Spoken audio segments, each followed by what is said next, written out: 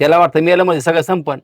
त्यानं आत्महत्या जरी केली, हे शरीर जरी संपलं पण त्याच्या आतला आत्मा अमर आहे. त्याला परत हा जन्म घ्यावाच लागतो. बर फेड ही करावाच लागते. पण मनुष्याचाच जन्म भेटा असं काही नाही. बर आता एखादे कोण लाख रुपये घेतलेले म्हणून त्याला कुत्र्याचा जन्म भेटन, त्याच्या दारामध्ये राखण करावं लागेल, अशी फेड करावाच लागते. अच्छा, परत फेड करावीच ती लागते. चुकत नाही. बर आता आपण म्हणतो मुलं ऐकती नाही.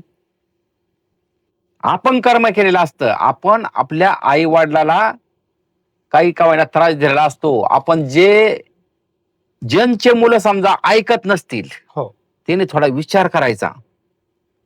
आपले ज्यावेळेस आई वडील होते, हो आपण त्यांच्या संग कसं वागत होतो, हो आपण त्यांच्या संग काय बोलत होतो, बर आणि आज आपले मुलं आपल्या संग कसं बोलतात, हो हो हो ते उसणं राहतं, केलेलं कर्म राहतं. बर आपण या जन्मात नाही मागच्या जन्मातलं राहिलेलं असू शकतो.